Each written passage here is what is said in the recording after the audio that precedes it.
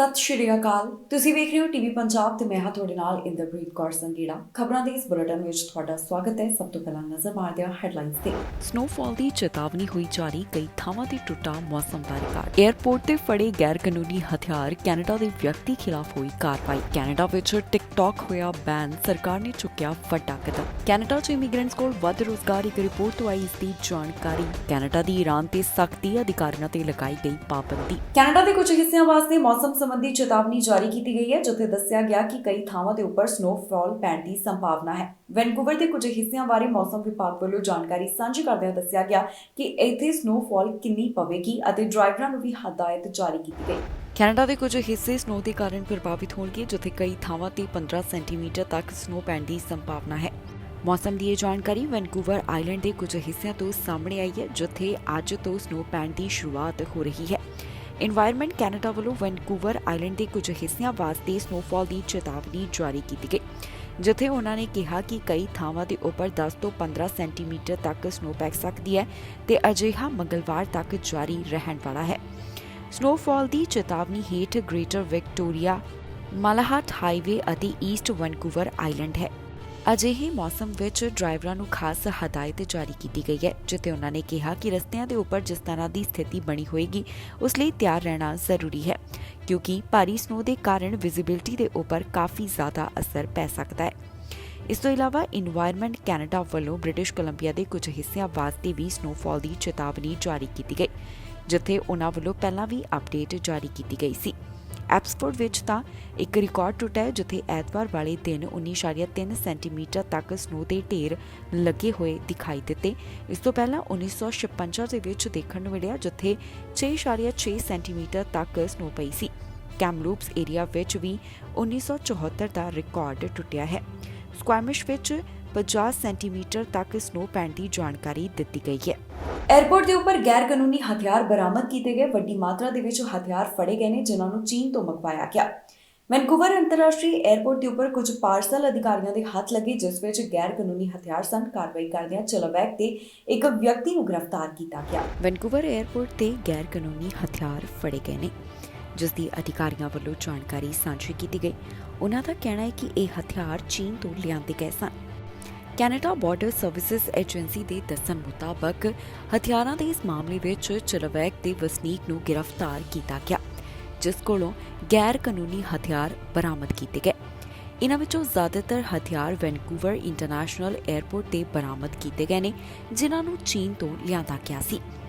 Border ਅਧਿਕਾਰੀਆਂ ਦੇ ਦੱਸਣ ਮੁਤਾਬਕ ਜਨਵਰੀ ਸਾਲ 2023 ਦੌਰਾਨ ਅਧਿਕਾਰੀਆਂ ਵੱਲੋਂ ਇੱਕ ਆਪਰੇਸ਼ਨ ਦੀ ਸ਼ੁਰੂਆਤ ਕੀਤੀ ਗਈ, ਜਿੱਥੇ ਉਹਨਾਂ ਨੇ ਵੱਡੀ ਗਿਣਤੀ ਦੇ ਵਿੱਚ ਕੁਝ ਹਥਿਆਰ ਬਰਾਮਦ ਕੀਤੇ ਗਏ।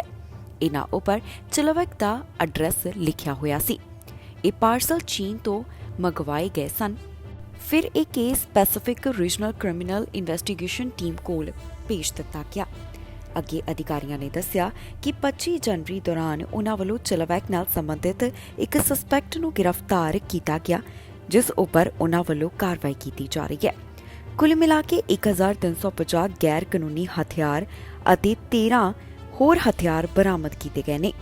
ਇਨ੍ਹਾਂ ਵਿੱਚ 260 ਸਟਨ ਗਨਸ, 422 ਗੈਰ ਕਾਨੂੰਨੀ ਚਾਕੂ, 171 ਸਟਨ ਬਟੋਨਸ, 7 ਸਪ੍ਰਿੰਗ ਲੋਡਡ ਬਟੋਨਸ, 390 ਬ੍ਰਾਸ ਨਕਲਸ ਅਤੇ ਹੋਰ ਕਈ ਚੀਜ਼ਾਂ ਪੁਲਿਸ ਅਧਿਕਾਰੀਆਂ ਦੇ ਹੱਥ ਲੱਗੀਆਂ ਨੇ। ਜਿਸ ਵਿਅਕਤੀ ਨੂੰ ਗ੍ਰਿਫਤਾਰ ਕੀਤਾ ਗਿਆ, ਉਸ ਦੇ ਉੱਪਰ ਚਾਰਜਸ ਲਗਾਏ ਜਾਣੇ ਅਜੇ ਬਾਕੀ ਹਨ। ਅਧਿਕਾਰੀ ਮਾਮਲੇ ਦੀ ਵਧੇਰੇ ਜਾਂਚ ਕਰ ਰਹੇ ਨੇ, ਜਿਸ ਤੋਂ ਬਾਅਦ ਅਗਲੀ ਅਪਡੇਟ ਉਹ ਜਾਰੀ ਕਰਨਗੇ। ਕੈਨੇਡਾ ਵਿੱਚ ਹੁਣ ਟਿਕਟੌਕ ਬੈਨ ਕੀਤਾ ਜਾ ਰਿਹਾ ਹੈ। ਫੈਡਰਲ ਸਰਕਾਰ ਵੱਲੋਂ ਟਿਕਟੌਕ ਸੰਬੰਧੀ ਵੱਡਾ ਫੈਸਲਾ ਲਿਆ ਗਿਆ, ਜਿੱਥੇ ਉਹਨਾਂ ਦਾ ਕਹਿਣਾ ਹੈ ਕਿ 28 ਫਰਵਰੀ ਤੋਂ ਸਰਕਾਰੀ ਸਾਰੇ ਡਿਵਾਈਸਿਸ ਤੋਂ ਹੁਣ ਟਿਕਟੌਕ ਨੂੰ ਹਟਾਇਆ ਜਾ ਰਿਹਾ ਹੈ। ਇਸ ਪਿੱਛੇ ਕੀ ਕਾਰਨ ਹੈ, ਇਹ ਵੀ ਉਹਨਾਂ ਵੱਲੋਂ ਸਪਸ਼ਟ ਕੀਤਾ ਗਿਆ। ਤੁਹਾਨੂੰ ਦੱਸਦੇ ਹਾਂ ਕਿ ਆਖਿਰਕਾਰ ਹੁਣ ਕੈਨੇਡਾ ਵਿੱਚ ਟਿਕਟੌਕ ਕਿਉਂ ਬੈਨ ਕੀਤਾ ਜਾ ਰਿਹਾ ਹੈ। ਕੈਨੇਡਾ ਵਿੱਚ ਟਿਕਟੌਕ ਦੇ ਉੱਪਰ ਬੈਨ ਲਗਾਇਆ ਜਾ ਰਿਹਾ ਹੈ। ਜੀ ਹਾਂ, ਕੈਨੇਡਾ ਤੋਂ ਟਿਕਟੌਕ ਦੇ ਬਾਰੇ ਜੋ ਜਾਣਕਾਰੀ ਸਾਹਮਣੇ ਆਈ, ਉੱਥੇ ਦੱਸਿਆ ਗਿਆ ਕਿ ਫੈਡਰਲ ਗਵਰਨਮੈਂਟ ਡਿਵਾਈਸਿਸ ਤੋਂ ਹੁਣ ਟਿਕਟੌਕ ਨੂੰ ਹਟਾਇਆ ਜਾ ਰਿਹਾ ਹੈ, ਜਿਸ ਦੇ ਉੱਪਰ ਬੈਨ ਲਗਾਉਣ ਦੀ ਗੱਲ ਕਹੀ ਜਾ ਰਹੀ ਹੈ। ਇਸ ਬਾਰੇ ਕੈਨੇਡਾ ਸਰਕਾਰ ਵੱਲੋਂ ਜਾਣਕਾਰੀ ਸਾਂਝੀ ਕਰਦਿਆਂ ਕਿਹਾ ਗਿਆ ਕਿ ਸਰਕਾਰ ਵੱਲੋਂ ਜੋ ਮੋਬਾਈਲ ਡਿਵਾਈਸਿਸ ਇਸ਼ੂ ਕੀਤੇ ਗਏ ਨੇ, ਉਹਨਾਂ ਉੱਪਰ ਟਿਕਟੌਕ ਨੂੰ ਬੈਨ ਕੀਤਾ ਜਾ ਰਿਹਾ ਹੈ। ਇਸ ਦਾ ਕਾਰਨ ਹੈ ਸਾਈਬਰ ਅਟੈਕਸ। ਹੁਣ 28 ਫਰਵਰੀ ਤੋਂ ਹੀ ਟਿਕਟੌਕ ਐਪ ਆਪਣੇ ਆਪ ਬੰਦ ਜਾਂ ਫਿਰ ਬਲੌਕ ਹੋ ਜਾਵੇਗੀ। ਇਸ ਬਾਰੇ ਸੀਨੀਅਰ ਗਵਰਨਮੈਂਟ ਆਫੀਸ਼ੀਅਲ ਵੱਲੋਂ ਜਾਣਕਾਰੀ ਸਾਂਝੀ ਕੀਤੀ ਗਈ ਹੈ, ਜਿੱਥੇ ਉਹਨਾਂ ਨੇ ਕਿਹਾ ਕਿ ਸਿਕਿਉਰਿਟੀ ਨੂੰ ਧਿਆਨ ਵਿੱਚ ਰੱਖਦਿਆਂ ਹੀ ਕੈਨੇਡਾ ਸਰਕਾਰ ਨੇ ਇਹ ਫੈਸਲਾ ਲਿਆ ਹੈ।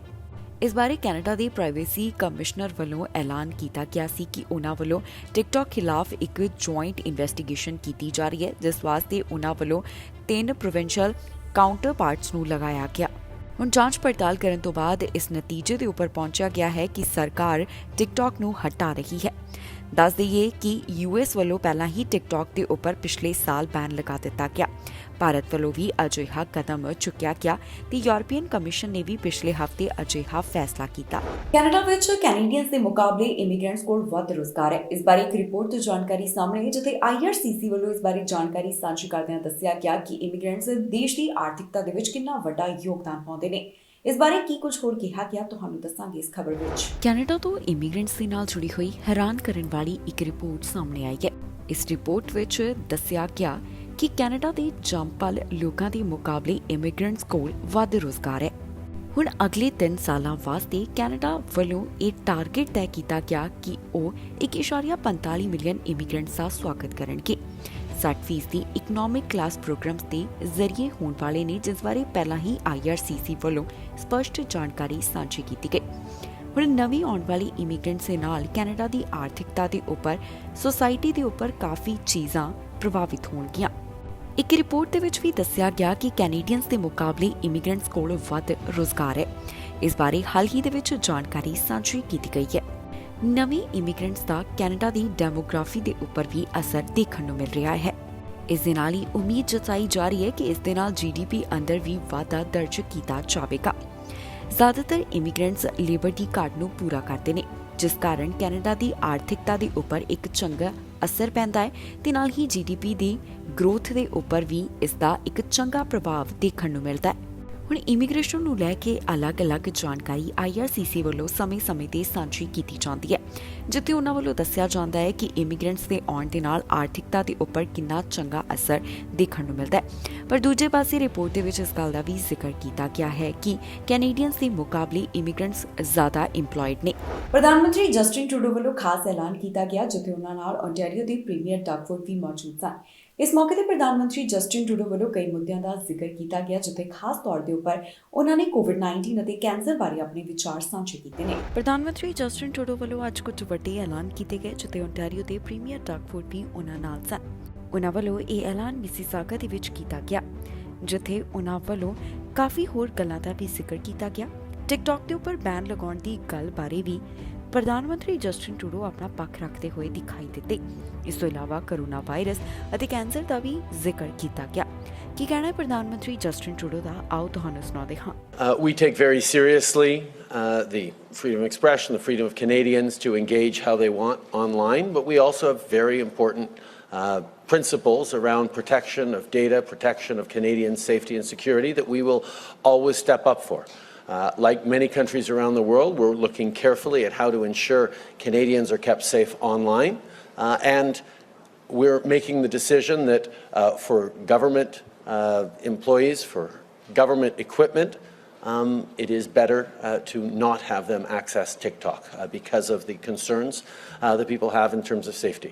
This may be a first step, it may be the only step we need to take, but every step of the way we're going to be making sure we're keeping Canadians safe. And certainly I suspect that as government takes the significant step of telling all federal employees that they can no longer use TikTok on their work phones, many Canadians, from businesses to private individuals, will reflect on the security of their own data and perhaps make choices in consequence. But I'm always a fan of giving Canadians the information for them to make the right decisions for them. Canada ਵੱਲੋਂ Iran ਖਿਲਾਫ ਇੱਕ ਵਾਰ ਫਿਰ ਤੋਂ ਸਖਤੀ ਕੀਤੀ ਗਈ, ਜਿੱਥੇ ਵਿਦੇਸ਼ ਮੰਤਰੀ ਨੇ ਖਾਸ ਜਾਣਕਾਰੀ ਸਾਂਝੀ ਕਰਦਿਆਂ ਦੱਸਿਆ ਕਿ ਈਰਾਨ ਦੇ ਕਈ ਅਧਿਕਾਰੀਆਂ ਦੇ ਉੱਪਰ ਉਹਨਾਂ ਵੱਲੋਂ ਇੱਕ ਵਾਰ ਫਿਰ ਤੋਂ ਰੋਕ ਲਗਾਈ ਜਾ ਰਹੀ ਹੈ। ਇਨ੍ਹਾਂ ਅਧਿਕਾਰੀਆਂ ਦੀਆਂ ਕੈਨੇਡਾ ਵਿੱਚ ਜਿਹੜੀਆਂ ਸੰਪਤੀਆਂ ਨੇ ਉਹਨਾਂ ਨੂੰ ਜ਼ਬਤ ਕੀਤਾ ਜਾਵੇਗਾ। ਕੈਨੇਡਾ ਵੱਲੋਂ ਇੱਕ ਵਾਰ ਫਿਰ ਤੋਂ ਈਰਾਨ ਦੇ ਅਧਿਕਾਰੀਆਂ ਖਿਲਾਫ ਕਾਰਵਾਈ ਕੀਤੀ ਗਈ, ਜਿੱਥੇ ਕੁਝ ਅਧਿਕਾਰੀਆਂ ਤੇ ਮੁੜ ਤੋਂ ਪਾਬੰਦੀ ਲਗਾਉਣ ਦੇ ਬਾਰੇ ਜਾਣਕਾਰੀ ਸਾਂਝੀ ਕੀਤੀ ਗਈ ਹੈ। ਕੈਨੇਡਾ ਵੱਲੋਂ ਹੁਣ ਕੁਝ ਹੋਰ ਈਰਾਨੀ ਅਧਿਕਾਰੀਆਂ ਨੂੰ ਪਾਬੰਦੀ ਸੂਚੀ ਵਿੱਚ ਸ਼ਾਮਿਲ ਕੀਤਾ। ਮਨੁੱਖੀ ਅਧਿਕਾਰਾਂ ਦੀ ਉਲੰਘਣਾ ਕਰਨ ਵਾਲਿਆਂ ਨੂੰ ਇਸ ਸੂਚੀ ਵਿੱਚ ਸ਼ਾਮਿਲ ਕੀਤਾ ਗਿਆ। ਕੈਨੇਡਾ ਸਰਕਾਰ ਵੱਲੋਂ ਮਨੁੱਖੀ ਅਧਿਕਾਰਾਂ ਦਾ ਉਲੰਘਣ ਕਰਨ ਦਾ ਹਵਾਲਾ ਦਿੰਦਿਆਂ ਈਰਾਨ ਦੇ ਹੋਰ ਕਈ ਅਧਿਕਾਰੀਆਂ ਦੇ ਉੱਪਰ ਪਾਬੰਦੀ ਲਗਾਉਣ ਦਾ ਐਲਾਨ ਕੀਤਾ। ਵਿਦੇਸ਼ ਮੰਤਰੀ ਜੋਲੀ ਵੱਲੋਂ ਇਸ ਬਾਰੇ ਜਾਣਕਾਰੀ ਸਾਂਝੀ ਕੀਤੀ ਗਈ, ਜਿੱਥੇ ਦੱਸਿਆ ਗਿਆ ਕਿ ਈਰਾਨ ਸਰਕਾਰ ਅਤੇ ਕਾਨੂੰਨੀ ਏਜੰਸੀਆਂ ਨਾਲ ਜੁੜੇ 12 ਸੀਨੀਅਰ ਅਧਿਕਾਰੀਆਂ ਖਿਲਾਫ ਮਨੁੱਖੀ ਅਧਿਕਾਰਾਂ ਦਾ ਉਲੰਘਣ ਕਰਨ ਦੇ ਚੱਲਦਿਆਂ, ਜਿਸ ਵਿੱਚ ਦੇਸ਼ ਦੇ ਪੱਛਮੀ ਹਿੱਸੇ ਅੰਦਰ ਮੁਜ਼ਾਹਰਿਆਂ ਦਾ ਦਮਨ ਵੀ ਸ਼ਾਮਲ ਹੈ, ਇਸ ਵਿੱਚ ਹਿੱਸਾ ਲੈਣ ਵਾਲੇ ਅਧਿਕਾਰੀਆਂ ਉੱਪਰ ਪਾਬੰਦੀਆਂ ਲਗਾਈਆਂ ਜਾ ਰਹੀਆਂ ਨੇ। ਪਾਬੰਦੀਆਂ ਦੀ ਸੂਚੀ ਵਿੱਚ ਸ਼ਾਮਲ ਅਧਿਕਾਰੀਆਂ ਦੀ ਕੈਨੇਡੀਅਨ ਸੰਪਤੀ ਜ਼ਬਤ ਹੋਵੇਗੀ ਅਤੇ ਉਨ੍ਹਾਂ ਨੂੰ ਕੈਨੇਡਾ ਵਿੱਚ ਦਾਖਲ ਹੋਣ ਦੀ ਇਜਾਜ਼ਤ ਨਹੀਂ ਦਿੱਤੀ ਜਾਵੇਗੀ। ਦੱਸ ਦਈਏ ਕਿ ਪਿਛਲੇ ਸਾਲ ਅਮੀਨੀ ਨਾਮ ਦੀ 22 ਸਾਲਾ ਇੱਕ ਲੜਕੀ ਨੂੰ ਸਹੀ ਢੰਗ ਦੇ ਨਾਲ ਹਿਜਾਬ ਨਾ ਪਹਿਨਣ ਕਰਕੇ ਈਰਾਨ ਦੀ ਨੈਤਿਕਤਾ ਪੁਲਿਸ ਨੇ ਗ੍ਰਿਫਤਾਰ ਕੀਤਾ। ਪੁਲਿਸ ਦੀ ਹਿਰਾਸਤ ਵਿੱਚ ਉਸ ਦੀ ਜਾਂਚ ਚਲੀ ਗਈ, ਜਿਸ ਤੋਂ ਬਾਅਦ ਦੇਸ਼ ਭਰ ਵਿੱਚ ਅਸ਼ਾਂਤੀ ਫੈਲ ਗਈ। ਕੈਨੇਡਾ ਪਹਿਲਾਂ ਵੀ ਕਈ ਈਰਾਨੀ ਅਧਿਕਾਰੀਆਂ ਦੇ ਉੱਪਰ ਪਾਬੰਦੀਆਂ ਲਗਾ ਚੁੱਕਾ ਹੈ ਤੇ ਇੱਕ ਵਾਰ ਫਿਰ ਤੋਂ ਉਨ੍ਹਾਂ ਵੱਲੋਂ ਅਜਿਹੀਆਂ ਪਾਬੰਦੀਆਂ ਦਾ ਐਲਾਨ ਕੀਤਾ ਗਿਆ। ਪੁਲਿਸ ਦੀ ਗੋਲੀ ਲੱਗਣ ਕਾਰਨ ਇੱਕ ਵਿਅਕਤੀ ਗੰਭੀਰ ਜ਼ਖਮੀ ਹੋਇਆ, ਜਿਸ ਨੂੰ ਹਸਪਤਾਲ ਭਰਤੀ ਕਰਵਾਇਆ ਗਿਆ। ਅਧਿਕਾਰੀਆਂ ਦਾ ਕਹਿਣਾ ਹੈ ਕਿ ਉਨ੍ਹਾਂ ਨੂੰ ਰਿਪੋਰਟ ਮਿਲੀ ਸੀ ਕਿ ਇੱਕ ਵਿਅਕਤੀ ਹੱਥ ਵਿੱਚ ਚਾਕੂ ਲੈ ਕੇ ਘੁੰਮ ਰਿਹਾ ਹੈ। ਪਾਰਕ ਵਿੱਚ ਉਸ ਵੱਲੋਂ ਕਈਆਂ ਨੂੰ ਡਰਾਇਆ ਵੀ ਗਿਆ, ਜਿਸ ਤੋਂ ਬਾਅਦ ਪੁਲਿਸ ਦੀ ਗੋਲੀ ਲੱਗਣ ਕਾਰਨ ਇੱਕ ਵਿਅਕਤੀ ਜ਼ਖਮੀ ਹੋ ਗਿਆ। ਪੁਲਿਸ ਦੀ ਗੋਲੀ ਲੱਗਣ ਕਾਰਨ ਇੱਕ ਵਿਅਕਤੀ ਗੰਭੀਰ ਹਾਲਤ ਵਿੱਚ ਜ਼ਖਮੀ ਹੈ, ਜਿਸ ਬਾਰੇ ਅਧਿਕਾਰੀਆਂ ਵੱਲੋਂ ਅਪਡੇਟ ਜਾਰੀ ਕੀਤੀ ਗਈ। ਇਹ ਮਾਮਲਾ ਨਾਰਥ ਯਾਰਕ ਦੇ ਨਾਲ ਜੁੜਿਆ ਹੋਇਆ ਹੈ, ਜਿੱਥੇ ਪੁਲਿਸ ਅਫਸਰ ਦੀ ਗੋਲੀ ਲੱਗਣ ਕਾਰਨ ਇੱਕ ਵਿਅਕਤੀ ਜ਼ਖਮੀ ਹੋ ਗਿਆ ਤੇ ਉਸ ਨੂੰ ਹਸਪਤਾਲ ਵਿੱਚ ਭਰਤੀ ਕਰਵਾਇਆ ਗਿਆ। ਪੁਲਿਸ ਅਧਿਕਾਰੀਆਂ ਵੱਲੋਂ ਇਸ ਬਾਰੇ ਜਾਣਕਾਰੀ ਸਾਂਝੀ ਕਰਦਿਆਂ ਦੱਸਿਆ ਗਿਆ ਕਿ 8 ਵਜੇ ਦੇ ਕਰੀਬ ਸਵੇਰੇ ਬਲੈਕ ਕ੍ਰੀਕ ਡਰਾਈਵ ਅਤੇ ਟੌਡ ਬੈਲਿਸ ਬੋਲਵਰਡ ਦੇ ਨੇੜੇ ਉਨ੍ਹਾਂ ਨੂੰ ਜਾਣਕਾਰੀ ਮਿਲੀ ਕਿ ਇੱਕ ਵਿਅਕਤੀ ਹਥਿਆਰ ਲੈ ਕੇ ਘੁੰਮ ਰਿਹਾ ਹੈ। ਉਸ ਕੋਲ ਚਾਕੂ ਹੋਣ ਦੀ ਗੱਲ ਦੱਸੀ ਗਈ। ਇਸ ਤੋਂ ਇਲਾਵਾ ਅਧਿਕਾਰੀਆਂ ਦਾ ਕਹਿਣਾ ਹੈ ਕਿ ਉਨ੍ਹਾਂ ਨੂੰ ਪਹਿਲਾਂ ਰਿਪੋਰਟਸ ਮਿਲੀਆਂ ਸਨ ਕਿ ਇਸ ਵਿਅਕਤੀ ਵੱਲੋਂ ਪਾਰਕ ਵਿੱਚ ਲੋਕਾਂ ਨੂੰ ਡਰਾਇਆ ਜਾ ਰਿਹਾ ਹੈ ਤੇ ਉਹ ਖੁਦ ਨੂੰ ਵੀ ਨੁਕਸਾਨ ਪਹੁੰਚਾ ਸਕਦਾ ਹੈ। ਫਿਰ ਜਦੋਂ ਪੁਲਿਸ ਅਧਿਕਾਰੀ ਮੌਕੇ ਵਾਲੀ ਥਾਂ ਦੇ ਉੱਪਰ ਪਹੁੰਚੇ ਤਾਂ ਇੱਥੇ ਗੋਲੀ ਚੱਲਣ ਕਾਰਨ ਵਿਅਕਤੀ ਜ਼ਖਮੀ ਹੋ ਗਿਆ। ਵਿਅਕਤੀ ਨੂੰ ਤੁਰੰਤ ਹਸਪਤਾਲ ਵਿੱਚ ਭਰਤੀ ਕਰਵਾਇਆ ਗਿਆ। ਪੈਰਾਮੈਡਿਕਸ ਦਾ ਕਹਿਣਾ ਹੈ ਕਿ ਇਸ ਸਮੇਂ ਉਸ ਦਾ ਇਲਾਜ ਚੱਲ ਰਿਹਾ ਹੈ। ਹੁਣ ਪੂਰੀ ਜਾਂਚ ਸਪੈਸ਼ਲ ਇਨਵੈਸਟੀਗੇਸ਼ਨ ਯੂਨਿਟ ਵੱਲੋਂ ਕੀਤੀ ਜਾਵੇਗੀ। ਜਿਸ ਥਾਂ ਦੇ ਉੱਪਰ ਇਹ ਘਟਨਾ ਵਾਪਰੀ ਉਸ ਨੂੰ ਕੁਝ ਸਮੇਂ ਲਈ ਬੰਦ ਰੱਖਿਆ ਜਾਵੇਗਾ ਤਾਂ ਕਿ ਵਧੇਰੇ ਜਾਂਚ ਪੜਤਾਲ ਕੀਤੀ ਜਾ ਸਕੇ। ਹੁਣ ਤੱਕ ਦੀ ਜਾਣਕਾਰੀ ਦੇ ਵਿੱਚ ਅਜੇ ਇਸ ਵਿਅਕਤੀ ਦੀ ਪਹਿਚਾਣ ਜਨਤਕ ਨਹੀਂ ਕੀਤੀ ਗਈ। ਪੁਲਿਸ ਅਧਿਕਾਰੀਆਂ ਦਾ ਕਹਿਣਾ ਹੈ ਕਿ ਉਹ ਮਾਮਲੇ ਦੀ ਵਧੇਰੇ ਜਾਂਚ ਕਰ ਰਹੇ ਨੇ, ਜਿਸ ਤੋਂ ਬਾਅਦ ਅਗਲੀ ਅਪਡੇਟ ਉਹਨਾਂ ਵੱਲੋਂ ਜਾਰੀ ਕੀਤੀ ਜਾਵੇਗੀ।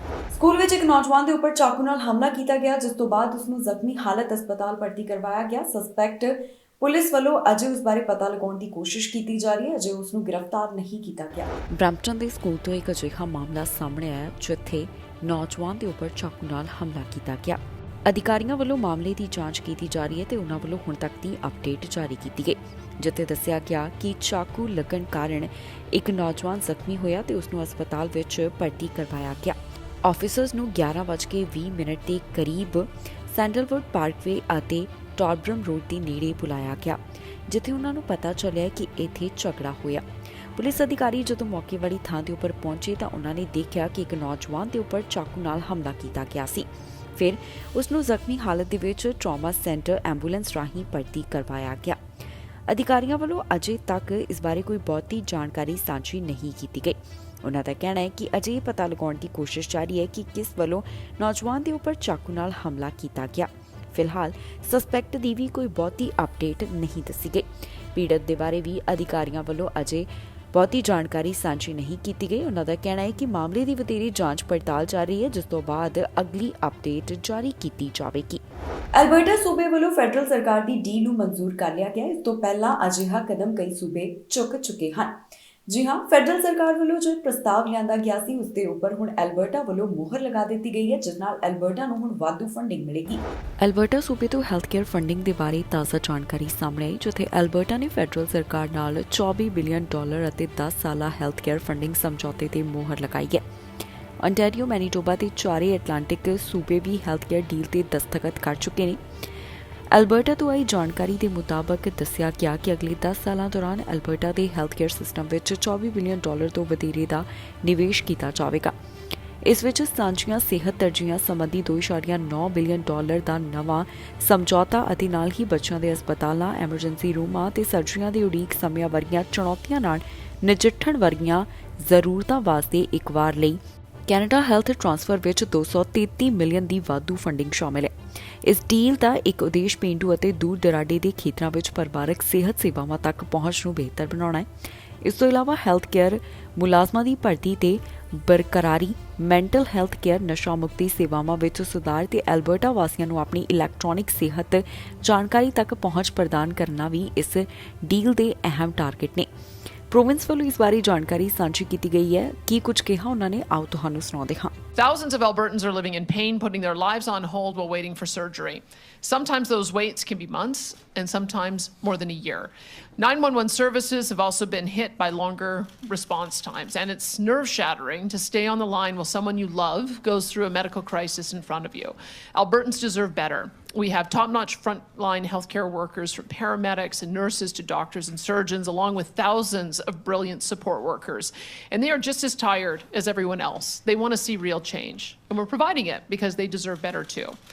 I was clear from day one that government will do everything we can to fix the healthcare system. This is about taking a different, more hands-on approach. Problems in the AHS bureaucracy have been going on for a long time, dragging the whole system down. And we've seen that throwing more taxpayer money at these problems didn't make them go away. Wait times continue to creep up to unacceptable levels. We know Albertans want faster care with more accountability and fewer excuses.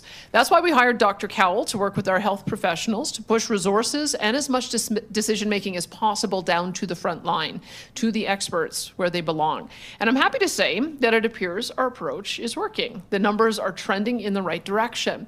Over the last 90 days, Alberta has seen a decrease in provincial averages for ambulances and emergency room wait times. We changed the way non-emergency calls were handled to free up paramedics. Red alerts for ambulances are substantially down in Edmonton and Calgary compared with November. That means more ambulances are available to respond to urgent calls sooner. And AHS opened 225 more hospital beds and created more spaces in other care facilities so patients can move faster from the ER to treatment the treatment spaces that they need.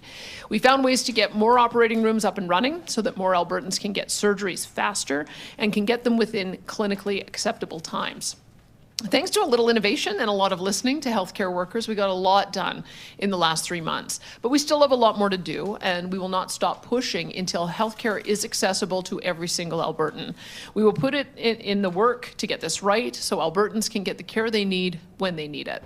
ਪ੍ਰਵਾਸੀਆਂ ਦੀ ਕਿਸ਼ਤੀ ਨਾਲ ਵੱਡਾ ਹਾਦਸਾ ਵਾਪਰਿਆ, ਜਿਸ ਤੋਂ ਬਾਅਦ 61 ਲਾਸ਼ਾਂ ਪੁਲਿਸ ਦੇ ਹੱਥ ਲੱਗੀਆਂ ਨੇ। ਅਧਿਕਾਰੀਆਂ ਵੱਲੋਂ ਅਜੇ ਵੀ ਕਈਆਂ ਨੂੰ ਬਾਹਰ ਕੱਢਣ ਦੀ ਲਗਾਤਾਰ ਕੋਸ਼ਿਸ਼ ਕੀਤੀ ਜਾ ਰਹੀ ਹੈ।